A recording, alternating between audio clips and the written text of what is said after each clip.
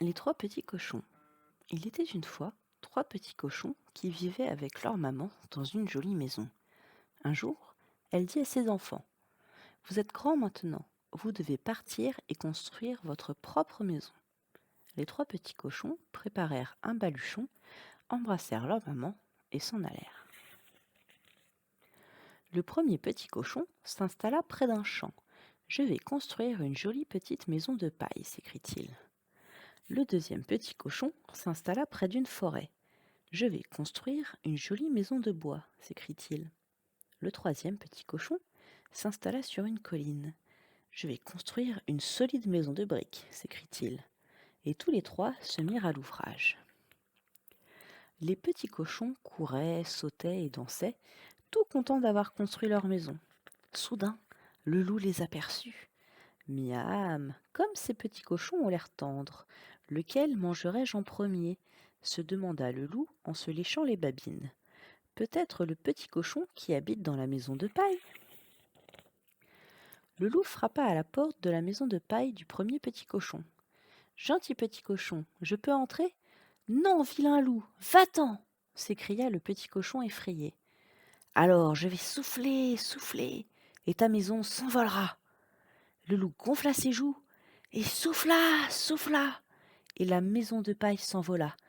Au secours! Cria le petit cochon, et il courut vers la maison de bois de son frère.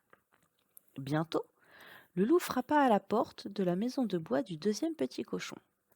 Gentil petit cochon, je peux rentrer? Non, vilain loup, va-t'en! S'écrièrent les deux frères effrayés.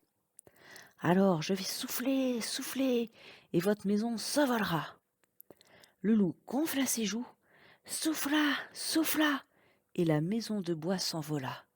Au secours! Crièrent les petits cochons, et ils coururent vers la maison de briques de leur frère.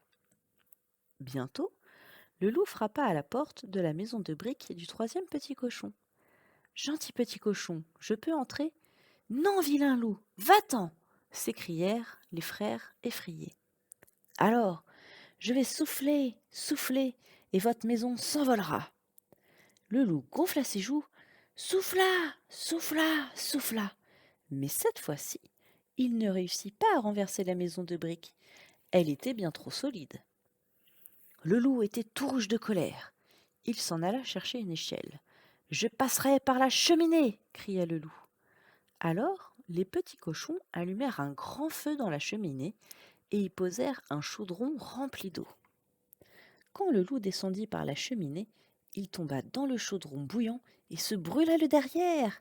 Il repartit bien vite par la cheminée en criant de douleur, et les petits cochons n'entendirent plus jamais parler de lui. Fin.